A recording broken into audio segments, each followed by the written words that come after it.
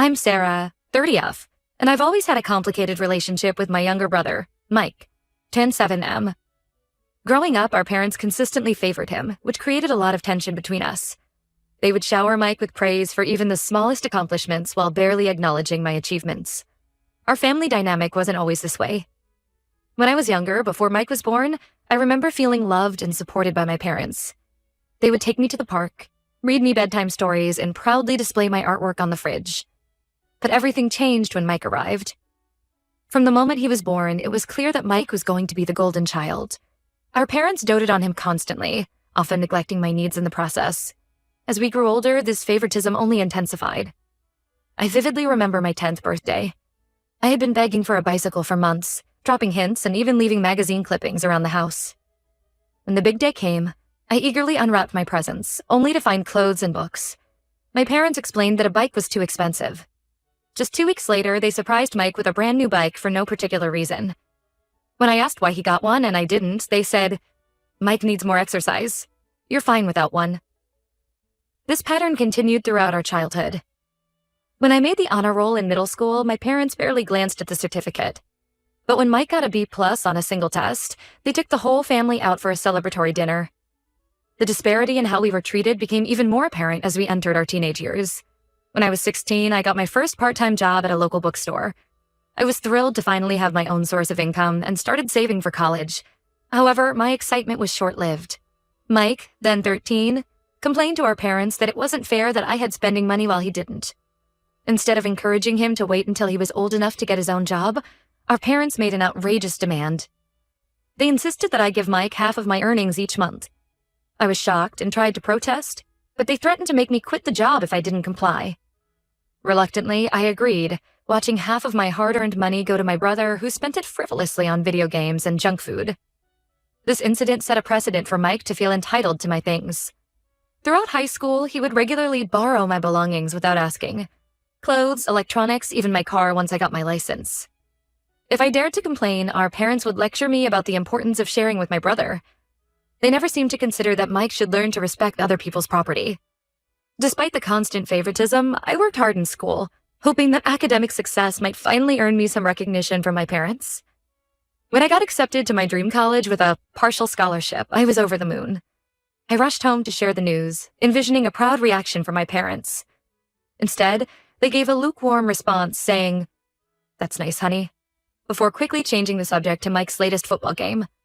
In contrast, when Mike got into a local community college a few years later, our parents threw him a lavish party. They invited the entire extended family, ordered catering, and even hired a live band. As I watched them celebrate Mike's mediocre achievement, I couldn't help but feel a mix of hurt and resentment. The final straw came during my sophomore year of college. I had been saving up for months to buy a high-quality camera for my photography class. Photography had become my passion, a creative outlet that helped me cope with the stress of my family situation. I had researched extensively and finally found the perfect camera that fit my budget. I came home for winter break, excited to finally make my purchase. But when I went to get my savings, I discovered that a significant amount was missing. I soon found out that Mike had taken the money without permission to buy a new gaming console. When I confronted him, he shrugged it off, saying I could just save up again. Our parents refused to make him return the console or pay me back, dismissing my distress with the casual, "You should have hidden your money better." This incident was the breaking point for me. I realized that no matter what I did, I would never be a priority in my family. After that, I distanced myself as much as possible. I took on extra jobs to support myself through college, rarely coming home for visits. When I did, Mike would make snide comments about how I thought I was too good for the family now. Our parents never corrected his behavior, often joining in with comments about how I had changed and become cold towards them. Despite the emotional toll, I managed to graduate with honors and secure a good job in marketing. It was at my new job that I met Jake, 32NM, who would become my rock and biggest supporter. We've been together for 5 years now, and he's been incredibly understanding about my family situation. Jake's own family is warm and welcoming, showing me what healthy family relationships should look like. 6 months ago, Jake proposed during a surprise weekend getaway. It was a magical moment, and I was thrilled to start planning our future together. However, the joy of our engagement was quickly overshadowed by the dread of dealing with my family during the wedding planning process. After much discussion and soul-searching, I decided not to invite Mike or my parents to the wedding. I want our special day to be filled with love and positivity, not overshadowed by the negativity and resentment that has characterized my relationship with my family. Last week, my mom called me in tears, demanding to know why they hadn't received wedding invitations yet. I took a deep breath and explained that given our history, I didn't feel comfortable having them at the wedding. She accused me of being selfish and trying to punish them, completely dismissing my feelings as usual. My dad then got on the phone, saying I was breaking Mike's heart by excluding him from such an important day. Apparently, Mike had been telling everyone he was going to be my best man, despite the fact that we've barely spoken in years. The audacity of his assumption left me speechless. I stood my ground and told them my decision was final. This led to Mike blowing up my phone with angry texts, calling me every name in the book. He accused me of being jealous of him and trying to make myself feel important.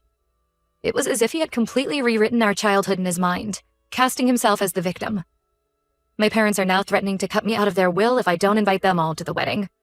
This threat might have worked years ago, but I've long since stopped expecting or wanting anything from them. Jake fully supports my decision, understanding how toxic my family dynamic is. He's offered to handle any further communication with them to shield me from their manipulation tactics. Some of my friends, however, have suggested that I should just invite them to keep the peace. They argue that I might regret it if I don't have my family at my wedding. Their words have planted a seed of doubt in my mind. Am I being too harsh? Should I give them one last chance? But then I remember all the hurt and disappointment, and I'm reminded of why I made this decision in the first place. I know this post is long, but I felt it was important to provide context for why I'm making this choice. So, Reddit? AETA for refusing to have my brother and parents at my wedding? Update 1. Thank you all for the overwhelming support on my original post. Your comments and messages have been a source of strength during this difficult time. I wanted to provide an update on the situation, as there have been several developments over the past couple of weeks. After discussing things further with Jake, I decided to stand firm in my decision not to invite Mike or my parents to the wedding. However, Jake suggested that meeting with them in person to explain my reasoning might provide some closure for all of us. Although I was hesitant, I agreed it was worth a try. We arranged to meet at a neutral location, a quiet cafe in a neighboring town. I arrived with Jake, feeling a mix of anxiety and determination. My parents and Mike were already there, my mom's eyes red from crying and my dad wearing his signature disapproving frown. Mike, surprisingly, looked more subdued than I expected. As soon as we sat down, my mom launched into a tearful monologue about family loyalty and how I was tearing everyone apart. My dad interjected with comments about how ungrateful I was being. I let them speak, taking deep breaths to stay calm. When they finally ran out of steam, I calmly explained my position. I brought up specific instances of how they had hurt me over the years, including the camera incident and the constant favoritism. I told them that while I cared about them, I didn't feel we had the kind of relationship that warranted them being at my wedding. To my shock, Mike spoke up. In a quiet voice, he admitted that he had intentionally broken my camera back in college. He confessed that he had always felt insecure about my academic success and resented that I was leaving him behind by going to college. He said he wanted to bring me down a peg, to make himself feel better. The table fell silent after this revelation. Our parents seemed stunned, as if they were seeing our dynamic clearly for the first time. My mom tried to smooth things over, saying, "Well, that was a long time ago. We should let bygones be bygones." But I wasn't having it. I pointed out that Mike's admission only proved my point about the toxic dynamic in our family. My dad then tried a different approach. He offered to pay for the entire wedding if we'd include them. I was taken aback by this attempt at financial manipulation. I declined, explaining that it wasn't about money, but about surrounding ourselves with people who genuinely support us. This seemed to really upset Mike. He started ranting about how I've always thought I was better than the family, and that I was going to regret pushing them away. It was as if all his earlier remorse had evaporated, replaced by the familiar anger and resentment. At that point, Jake, who had been quietly supportive throughout the conversation, suggested it was time for us to leave. As we were getting up, my mom grabbed my arm, tearfully asking if this meant I was cutting them out of my life forever. I told her honestly that I didn't know, but that I needed space to heal and figure things out. In the days following this meeting, my phone has been constantly buzzing with messages from extended family members. It seems that Mike and my parents have been spinning their own version of events, telling everyone that I'm having a mental breakdown and trying to destroy the family. My aunt even called, suggesting I postpone the wedding until I come to my senses. The constant barrage of messages and calls has been emotionally draining. I found myself second-guessing my decision at times, wondering if I'm overreacting. But then I remember the years of hurt and dismissal, and I know I'm doing the right thing for myself. Jake has been my rock through all of this.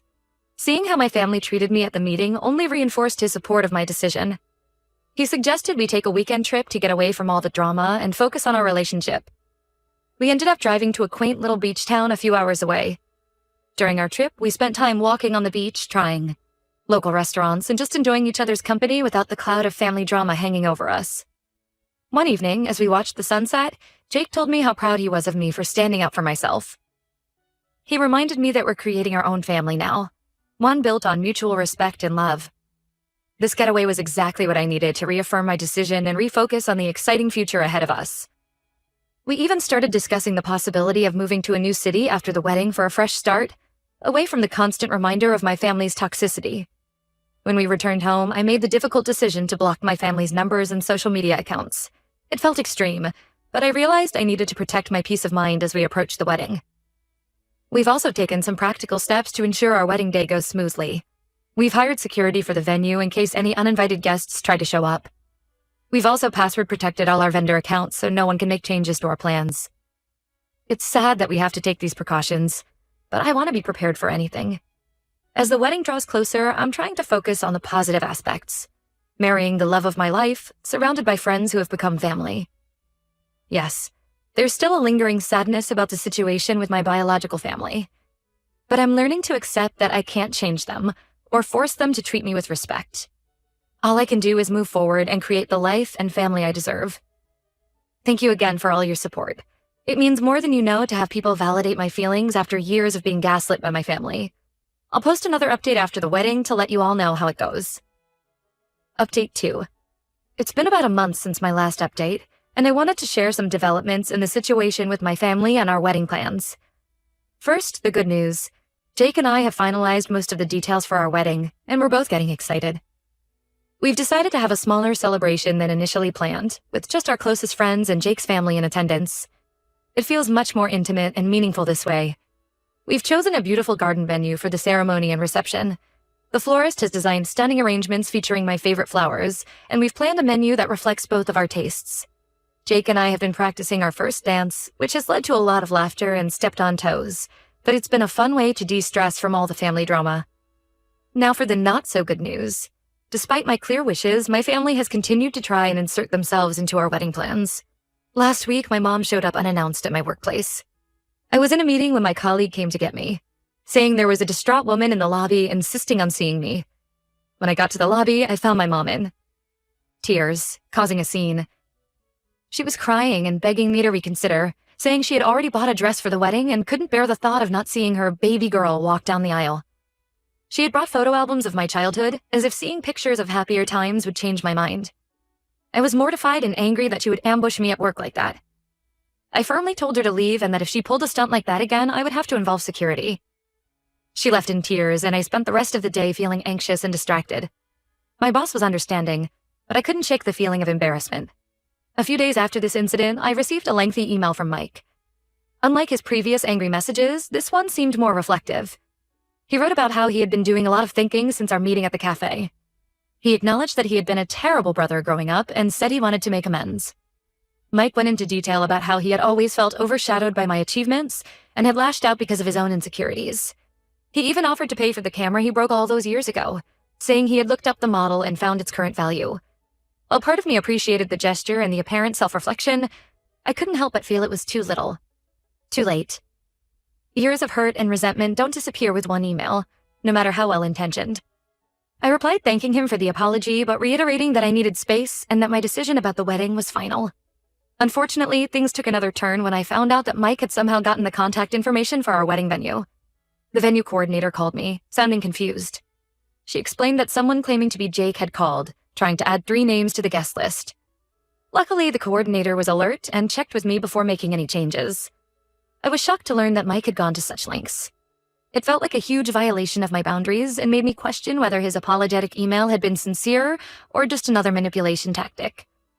This incident left me feeling even more certain that I had made the right decision in not inviting them. Jake was furious when I told him about Mike's attempted deception. He suggested we look into a restraining order, concerned that my family might try to crash the wedding. We're considering our options, but I'm hesitant to escalate things legally if we don't have to.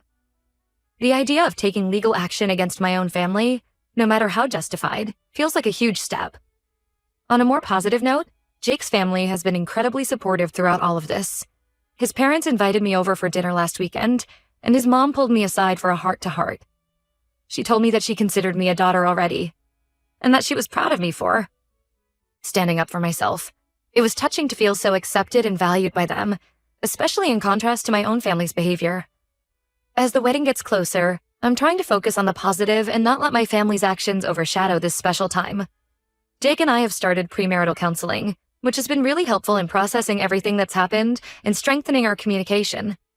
We've been discussing our hopes for the future and how we want our relationship to be different from what I experienced growing up. We've also decided to do something different for our bachelorette celebrations. Instead of big parties, we've booked a private cooking class for us and our wedding party. It feels good to create new traditions that are meaningful to us, rather than following expectations set by others. I'm still struggling with feelings of guilt and sadness at times. There are moments when I catch myself daydreaming about a reconciliation, imagining my dad walking me down the aisle or sharing a dance with my mom at the reception. But then I remind myself of the reality of our relationship and why I made this decision in the first place. Despite the ongoing drama, I'm feeling more confident in my choices. The support from Jake, his family, and our friends has been invaluable. It's shown me what genuine love and support look like, reinforcing that I'm making the right decision for my future. As we enter the final weeks before the wedding, I'm trying to stay focused on the joy of marrying Jake and starting our life together. We've planned a small honeymoon getaway to a nearby beach resort, which I'm really looking forward to. It'll be nice to have some quiet time together after all the stress and excitement of the wedding. Thank you all for your continued support and advice. It's been a challenging journey, but I'm looking forward to starting this new chapter of my life with Jake. Update 3. It's been a whirlwind few weeks since my last update, and I wanted to share the latest developments with you all. The wedding day finally arrived, and despite all the drama leading up to it, it was absolutely perfect.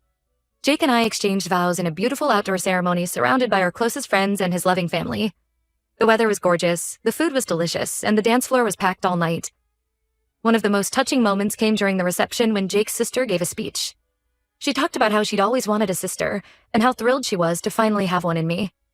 It brought tears to my eyes and really drove home how fortunate I am to be joining such a warm, supportive family. As for my own family, they did try one last attempt to force their way into the wedding. About an hour before the ceremony was set to begin, my parents and Mike showed up at the venue.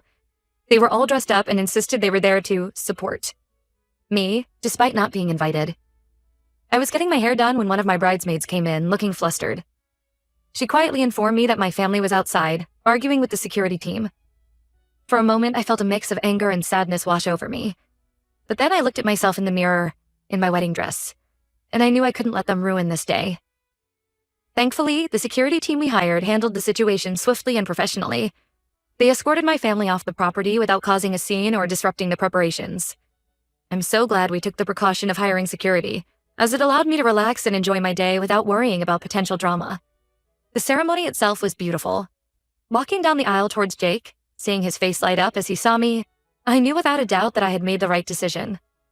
We wrote our own vows, and there wasn't a dry eye in the house when we finished. Jake's parents were beaming with pride, and I felt more loved and supported than I ever had before. The reception was a joyous celebration. We danced, laughed, and made memories that will last a lifetime.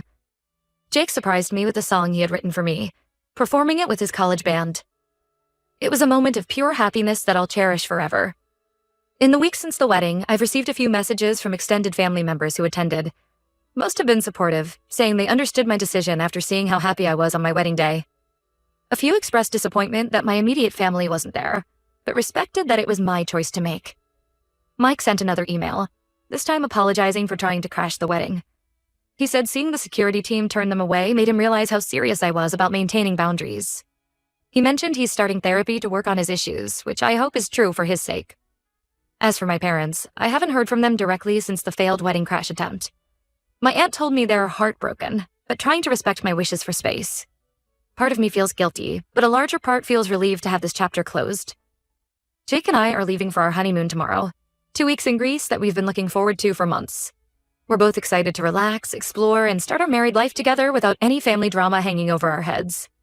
Looking back on this whole experience, I'm proud of myself for standing firm in my decisions despite the pressure and guilt trips. It wasn't easy, but I know I did what was best for my mental health and my relationship with Jake. Thank you all again for your support and advice throughout this journey. It's meant the world to have this community to turn to during such a challenging time. I'm looking forward to this new chapter of my life and feeling optimistic about the future for the first time in a long while.